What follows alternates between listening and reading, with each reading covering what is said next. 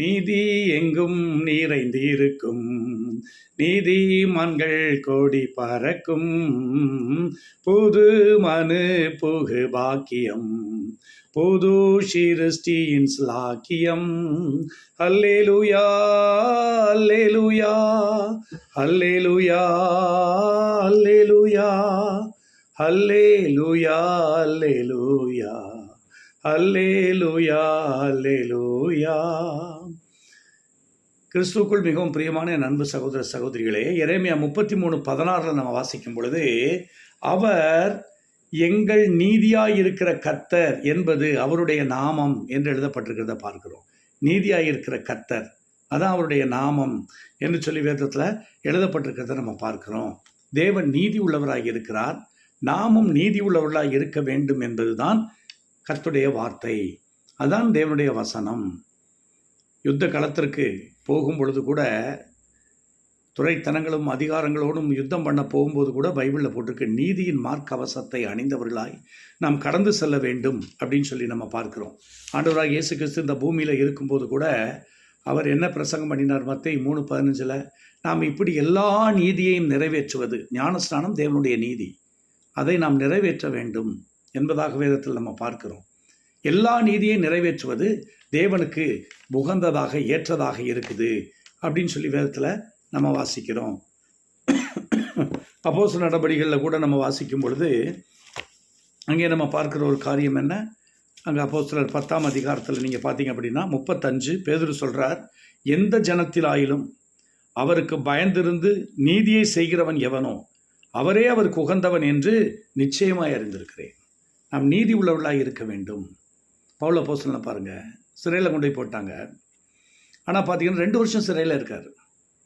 இன்றைக்கி நாளில் நான் பணத்தை கொடுத்துட்டு வெளியே வந்திருப்பாங்க. நம்ம எப்படி நீதி உள்ளவர்கள், உத்தமர்கள் என்று எப்படி நம்ம சொல்ல முடியும்? யோசிச்சு பாருங்கள். ஆஃபீஸில் நீங்கள் நீதியாக நடந்துக்கிறீங்களா? உங்களுடைய வேலையில் நீங்கள் நீதியாக இருக்கிறீங்களா? சம்பளத்தை தவிர வேறு காசுகளை நீங்கள் வாங்கி கொண்டிருக்கிறீர்களா? பிரைப் வாங்கக்கூடியவர்களாக இருக்கிறீங்களா? லஞ்சம் வாங்கினா வேதம் சொல்லுது யோபுவின் புஸ்தகத்தில், fire shall consume the tabernacles of bribery. லஞ்சம் வாங்குறவர்களுடைய கூடாரத்தை அக்கினி பட்சிக்கும் என்று வேதம் சொல்லுகிறது. எனவே நீதி உள்ளவர்களாக நீங்கள் நடந்து கொள்ள வேண்டும். பல சமயத்திலும் நாம் சில காரியங்களை பிடித்து கொண்டு அது தேவனுடைய நீதி, இப்போ சரிசேர் பரிசேர் வச்சிருந்த நீதி மாதிரி சில நீதியெல்லாம் பிடிச்சி வச்சுருக்கிறோம். அதுதான் உண்மையானது, அதுதான் கரெக்ட் அப்படின்னு சொல்லி பிடித்து வைத்திருக்கிறோம். பைபிளில் கூட பார்த்திங்கன்னா நிறைய காரியங்களை நம்ம பார்க்குறோம். 2 மனுஷர் ஜெபம் பண்ண போனாங்க, நமக்கு அதெல்லாம் தெரியும். லூக்கா 18:9-14. ஒருத்தன் யார் உங்களுக்கு தெரியும்? பரிசேயன். இன்னொருவன் ஆயக்காரன். அங்கே பாருங்கள், பரிசேயன் என்று தன்னுடைய நீதியெல்லாம் சொல்லி ஜெபம் பண்ணினான்.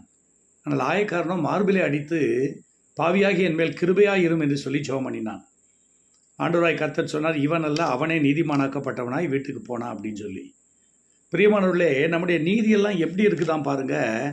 ஏசாயா தீர்க்கதரிசன புஸ்தகம் 64ஆம் அதிகாரத்தில் நீங்கள் பார்த்தீங்கன்னா 4வது வசனம், நாங்கள் அனைவரும் தீட்டானவர்கள் போல இருக்கிறோம், எங்களுடைய நீதியெல்லாம் அழுக்கான கந்தையைப் போல் இருக்கிறது, நாங்கள் அனைவரும் இலைகளைப் போல உதிர்கிறோம், எங்கள் அக்கிரமங்கள் காற்றை போல் எங்களை அடித்து கொண்டு போகிறது. ஸோ இப்போ பைபிளில் நம்ம பார்க்குறோம், நம்முடைய நீதியெல்லாம் அழுக்கான கந்தை, அது வெறும் உதிர்ந்து போகிற இலைக்கு சமானம். ஆதாம் கூட பாவம் செய்த போது பாருங்கள், இலைகளினாலே ஒரு உடையை உண்டு பண்ணி ஆதாமும் ஏவாளும் அணிந்து கொண்டார்கள். அது அவங்களுடைய நீதி, அது அவர்களுடைய நீதி. ஆனால் அது நிலைக்காதுன்னு கர்த்தருக்கு தெரியும். எனவே ஆண்டவராய் கர்த்தர் தோல் உடைகளை அவர்களுக்கு செய்து கொடுத்தார். கர்த்தர் செய்கிற காரியங்கள் எல்லாமே நிலைத்திருக்கும். கர்த்தர் செய்கிற அத்தனை காரியங்களும் நிலைத்திருக்கும். ஸோ இப்போ இங்கே வேத புஸ்தகத்தில் நம்ம பார்க்குறோம், இன்றைக்கு நம்ம சுயநீதியை நிலைநிறுத்த விரும்புகிறோமா அப்படிங்கிறத நீங்கள் பார்க்கணும். ரோமரில் பார்த்தீங்கன்னா 10ஆம் அதிகாரம் 2வது வசனத்தில் நீங்கள் பார்த்தீங்கன்னா இஸ்ரவேல் ஜனங்களை குறித்து போடப்பட்டிருக்கிறது. 10:2 படித்து பாருங்கள். தேவனை பற்றி அவர்களுக்கு வைராக்கியம் உண்டு, அவர்களை குறித்து நான் சாட்சி சொல்லுவேன் அப்படிங்கிறாரு. அவங்களுக்கான நல்ல வைராக்கியம்லாம் உண்டு, ஆனால் அது அறிவுக்கேற்ற வைராக்கியம் இல்லை அப்படிங்கிறாரு. எப்படி என்றால் 3வது வசனம் சொல்கிறார் பாருங்க, எப்படி என்றால் அவர்கள் தேவநீதியை அறியாமல் தங்கள் சுயநீதியை நிலைநிறுத்த விரும்புகிறபடினால் தேவ நீதிக்கு கீழ்ப்படியாதிருக்கிறார்கள். They are not able to obey the righteousness of God. தேவனுடைய நீதிக்கு அவர்கள் கீழ்ப்படியாமல் போகிறார்கள் என்று சொல்லி வேதத்தில் எழுதப்பட்டிருக்கிறத நம்ம பார்க்கிறோம். பல சமயத்தில் இன்னைக்கு நாம பல ஜஸ்டிஃபிகேஷன் வச்சிருக்கிறோம். அதுக்கு ஏற்ற மாதிரி பல வார்த்தைகளை வைத்திருக்கிறோம். நாமளே செய்கிற காரியங்கள் எல்லாம் நீதி உள்ளவைகள் என்று நினைத்து செய்து கொண்டிருக்கிறோம். பிரியமானவர்களே, ஒருவேளை நீங்கள் வஞ்சிக்கப்பட்டு போயிடக்கூடாது. தேவனை விட்டு நீங்கள் தூரமாய் போய்விடக்கூடாது. பவுல் கூட சொல்லும்போது பார்த்தீங்கன்னா, பக்தி வைராக்கியத்தின்படி சபையை துன்பப்படுத்தினவன். அது ஒரு நீதியாக யோசிச்சு பாருங்க. பக்தி வைராக்கியத்தின்படி சபையை துன்பப்படுத்தினவன், நியாயப்பிரமாணத்தின்படி குற்றம் சாட்டப்படாதவன். ஆனால் அவர் சொல்கிறார், இவைகளெல்லாம் எனக்கு லாபமாக இருந்தது, ஆனால் கிறிஸ்துவை ஆதாயப்படுத்தும்படி நியாயப்பிரமாணத்தினால் வருகிற சுயநீதியை உடையவனாய் நான் இராமல் கிறிஸ்துவின் பேரில் வைக்கிற விசுவாசத்தினால் வரக்கூடிய நீதிக்கு உடையவனாய் நான் இருக்கும்படிக்கு நான் அவருக்கு கீழ்ப்படிந்தேன் என்று சொல்லி பக்தனாகிய பவுல் சொல்லுகிறத நம்ம பார்க்கிறோம். ஸோ இன்றைக்கி நம்முடைய வாழ்க்கையை ஆராய்ந்து பார்ப்போம். பைபிளில் கூட ஒரு சம்பவத்தை நம்ம பார்க்குறோம். மார்க்கு சுவிசேஷம் 10ஆம் அதிகாரம் உங்களுக்கு எல்லாருக்கும் தெரியும்னு நினைக்கிறேன். பிறவி குருடனாகிய பர்திமேயை குறித்து பைபிளில் எழுதப்பட்டிருக்கிறத நம்ம பார்க்குறோம். தாவீதின் குமாரனே எனக்கு இறங்கும் என்று சொல்லி மிகுந்த சத்தமாய் கூச்சலிட்டதை நம்ம பார்க்குறோம். எல்லாரும் அவனை அதட்டினாங்க. ஆனால் ஆண்டவராகிய கர்த்தர் நின்றார், அவனுடைய சத்தத்திற்கு நின்றார். உங்களுடைய சத்தத்திற்கு நிற்கிற ஆண்டவர் நம்முடைய ஆண்டவர். நீங்கள் கூப்பிடும் பொழுது இந்த உலகத்தின் அதிகாரிகளுக்கு அது கேட்காம போகலாம், அதிகாரத்தில் இருக்கிற மக்கள் உங்கள் சத்தத்தை கேட்காம போகலாம். பரலோகத்தின் தேவனானவர் உங்களுடைய சத்தத்திற்கு செவி கொடுக்கிற தேவன். அவர் நின்றார். நீங்கள் கர்த்தரை அழைச்சிங்கன்னா அவர் நின்று உங்களுக்கு என்ன செய்வார்? அற்புதங்களை செய்வார் அப்படிங்கிறத நம்ம பார்க்கணும். அவர் நின்றார். அவனை அழைத்து வரும்படி சொன்னார். எந்த மக்கள் ஆராட்டினாங்களோ அவங்களே சொன்னாங்க, உன்னை கூப்பிட்றாருப்பா, எந்திரிச்சுவாப்பா. உடனே அவன் என்ன செய்தானா பாருங்க, தன் மேல் வஸ்திரத்தை எரிந்து விட்டு எழுந்து இயேசுவிடத்தில் வந்தான். மேல் வஸ்திரத்தை எரிந்து விட்டு இயேசுவிடத்தில் வந்தான். இன்னைக்கு நம்ம ஒரு சுயநீதியாகிய மேல் வஸ்திரத்தை அணிந்திருக்கிறோம். அதை அணிந்து கொண்டு இயேசுவிடத்தில் போகும்போது நமக்கு மிராக்கிள்ஸ் நடக்கிறதில்ல, நமக்கு அற்புதங்கள் நடக்கிறதில்ல. ஏனென்றால் நாம் நம்முடைய சுயநீதியை நிலைநிறுத்த விரும்புகிறோம். நம்ம விரும்புகிற நன்மைகள் நமக்கு தூரமாய் விலகி போகிறது. ஆனால் தேவ நீதிக்கு நீங்கள் கீழ்ப்படிஞ்சிங்க அப்படின்னா, தேவ காரியங்களுக்கு நீங்கள் கீழ்ப்படிஞ்சிங்க அப்படின்னா, நீங்கள் வேண்டிக் கொள்வது எதுவோ அது உங்களுக்கு அருளப்படும். 2 கொரிந்தியர் புஸ்தகத்தில் பாருங்கள், 5ஆம் அதிகாரம் 21வது வசனத்தை நம்ம வாசிக்கும் பொழுது, பிரியமானவர்களே, நாம் நீதிமான்கள் ஆக்கப்படுவதற்காக தான் இயேசு பாவத்திற்குள் ஆக்கப்பட்டார் அப்படின்னு சொல்லி பைபிளில் நம்ம பார்க்கிறோம். பாவம் அறியாத அவரை பிதாவாகிய தேவன் நமக்காக என்ன செஞ்சாராம்? பாவமாக்கினார். நான் படிக்கட்டுமா? நாம் அவருக்குள் தேவனுடைய நீதியாகும்படிக்கு பாவம் அறியாத அவரை நமக்காக பாவமாக்கினார். பார்த்தீங்களா? நாம் அவருக்குள்ளே தேவனுடைய நீதியாக இருக்கும்படி. அவர்தான் நம்முடைய நீதி, அவர்தான் நம்முடைய நீதி என்பதாக நம்ம பார்க்கிறோம். ஸோ இப்போ நம்ம ஆண்டவருடைய நீதிக்கு கீழ்ப்படுகிறவர்களாக, விசுவாசத்தினால் வரக்கூடிய அந்த நீதிக்கு கீழ்ப்படுகிறவர்களாக நாம் இருக்கணும். எபிரேயர் 11:33 கூட நம்ம பார்க்கிறோம், நீதியை நடப்பித்தார்கள் அப்படின்னு சொல்லி நம்ம பார்க்கிறோம். நீதியை நடப்பித்தார்கள், வாக்குத்தத்தங்களை பெற்றார்கள், சிங்கங்களின் வாய்களை அடைத்தார்கள், நிறைய காரியங்களை பார்க்கிறோம். நீதியை நடப்பித்தார்கள், நீதியான காரியங்களை செய்தார்கள். இன்றைக்கி நாம் நீதியான காரியங்களை நாம் செய்கிறோமா? நம்முடைய குடும்பத்தில், நம்முடைய கணவனுக்கு, நம்முடைய மனைவிக்கு, நம்முடைய பிள்ளைகளுக்கு நீதியான காரியங்களை செய்கிறோமா? அன்போடு கூட நடந்து கொள்கிறோமா? ஊழியத்தில் நீதியாய் நாம் நடந்து கொள்கிறோமா? நாம் செய்கிற சகல கிரியைகளிலும் கர்த்தருக்கு முன்பாக நாம் நீதி உள்ளவர்கள் என்று கர்த்தரால் சாட்சி பெற முடியுமா? யோசித்து பாருங்கள். ஒருவேளை நீங்கள் நீதியை பின்பற்றினால் நீங்கள் துன்பப்படலாம், கவலைப்படாதிருங்க. மத்தேயு சுவிசேஷம் 5:10 சொல்கிறது, நீதி நிமித்தம் துன்பப்படுவர்கள் பாக்கியவான்கள், பரலோக ராஜ்யம் அவர்களுடையது. நீதி நிமித்தம் நீங்கள் துன்பப்பட்டால், வேதனைப்படுத்தப்பட்டால், சித்திரவதைப்படுத்தப்பட்டால் நீங்கள் பாக்கியவான்கள் என்று வேதம் சொல்கிறது. தேவன் உங்களுக்காகவே தம்முடைய ராஜ்யத்தை அவர் வைத்திருக்கிறார் என்று சொல்லி வேதத்தில் நம்ம பார்க்கிறோம். ஒரு ஐஸ்வர்யவான் வந்தான் பார்த்தீங்களா ஆண்டவர்கிட்ட. அவன் வந்து சொன்ன, ஆண்டவரே, தேவனுடைய ராஜ்யத்தில் பிரவேசிக்க என் வாழ்க்கையில் என்ன தடை இருக்கு? நான் என்ன செய்ய வேண்டும்? கற்பனைகளை கைக்கொள். ஆண்டவர் சொன்னார் இல்லையா? கற்பனைகளை கைக்கொள். அதே அது லூக்கா 18 பார்க்குறோம், 18 25 வரைக்கும். ஆண்டவர் சொன்னார், பிரமாணத்தை கைக்கொள்ளு. பிரமாணம் என்ன சொல்லுது? விபச்சாரம் செய்யாதிருப்பாயாக, கொலை செய்யாதிருப்பாயாக, பொய் சாட்சி சொல்லாதிருப்பாயாக. ஆண்டவர் சொல்றார், இதெல்லாம் சிறு வயதுலேருந்தே நான் கடைபிடிச்சு வந்துட்டேனே ஆண்டவரே. மார்க் 10:21 பார்த்தீங்கன்னா, கர்த்தர் அந்த வாலிபனை நேசித்தார் என்று சொல்லி பார்க்கிறோம். He loved that young man.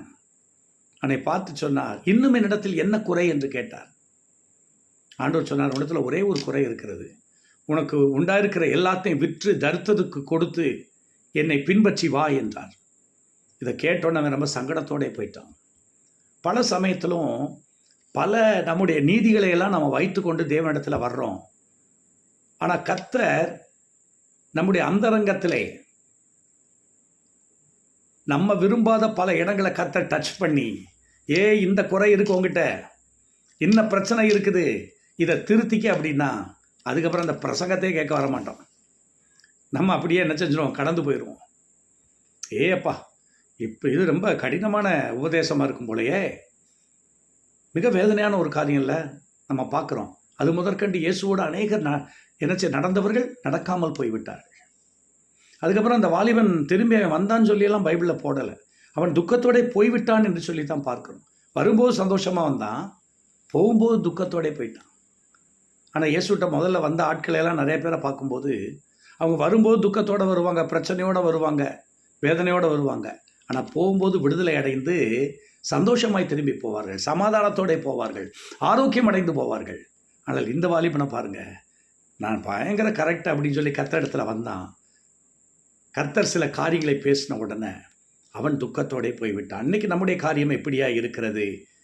நாம் தேவனுக்கு முன்பாக நீதி உள்ளவர்களாய் காணப்படுகிறோமா என்பதை நாம் என்ன செய்ய வேண்டும்? ஆராய்ந்து பார்க்க வேண்டும். 1 யோவானின் புஸ்தகத்தில் நீங்கள் படிச்சீங்க அப்படின்னா 2ஆம் அதிகாரம் 29வது வசனத்தில் கூட அங்கே நீதியை குறித்து சொல்லப்பட்டிருக்கிறத நீங்கள் பார்க்க முடியும். 1 யோவான் 2:29, அவர் நீதி உள்ளவராய் இருக்கிறார் என்று உங்களுக்கு தெரிந்திருப்பதினால் நீதியை செய்கிற எவனும் அவரால் பிறந்தவன் என்று அறிந்திருக்கிறீர்கள். ஸோ அப்போ பாருங்கள், அவர் நீதி உள்ளவராக இருக்கிறது போல நாமும் நீதி உள்ளவர்களாக இருக்கணும். அவர் நீதி செய்கிறது போல நாமும் நீதி செய்கிறவர்களாய் காணப்படணும்.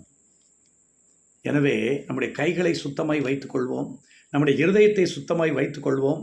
தேவனுக்கு பிரியமானது இன்னது என்பதை சோதித்து பார்த்து நாம் கடைபிடிப்போம். நீதியாய் நடந்து கொள்வோம். நிச்சயமாய் ஒரு கட்டம் இல்லைன்னா ஒரு கட்டத்தில் நீங்கள் நீதியாக நடந்தீங்க அப்படின்னா நிச்சயமாய் கர்த்தர் உங்களை உயர்த்தியே தீருவார். ஜெபமனோமா.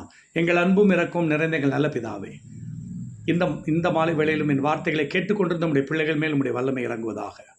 நம்முடைய பிள்ளைகள் எங்கே தவறியிருக்கிறார்கள் என்பதை இந்த வேளையில் நீர் சுட்டி காண்பித்திருப்பீர். அதை உணர்ந்து அறிந்து நம்முடைய பிள்ளைகள் மனம் திரும்பி தேவனிடமாய் கடந்து வர உதவி செய்யும். தொடர்ந்து தேவ நீதியினால் நிறைந்து தேவ காரியங்களை செய்ய கர்த்தர் கிருபை தரும்படிக்கு ஜெபிக்கிறோம். தொடர்ந்து ஆசீர்வதியும், கிருபைக்குள் மூடிக்கொள்ளும். உடைய விலையேற பெற்ற இரத்தத்திற்காய் நன்றி. எங்களை நீதிமான்களாய் மாற்றி நம்முடைய இரத்தத்திற்காய் நன்றி. நீதியாய் நடக்க பண்ணுகிற உடைய இரத்தத்திற்காய் நன்றி. தொடர்ந்து எங்களை ஆசீர்வதியும், பலப்படுத்தும். சத்ருடைய எல்லா ஈன பிரயத்தனங்களுக்கும் உடைய பிள்ளைகளை விலக்கி உடைய சிறைகள் நிலைகளை மறைத்து காத்துக்கொள்ளும். கனம் துதி வல்லமைகளை உமக்கே செலுத்துகிறோம். எங்கள் நீதியாக இருக்கிற கர்த்தாவே உம்மை துதிக்கிறோம். இயேசு கிறிஸ்துவின் மகத்துவம் உள்ள நாமத்தில் ஜெபிக்கிறோம் எங்கள் நல்ல பிதாவே. ஆமென், ஆமென். God bless you all. மெய்யாகவே கர்த்தர் தம்முடைய வார்த்தை கொண்டு உங்களோடு பேசியிருப்பார். ஆண்டவர் உங்களை தொடர்ந்து தம்முடைய நித்திய வழியில் நடத்துவாராக. ஆமென்.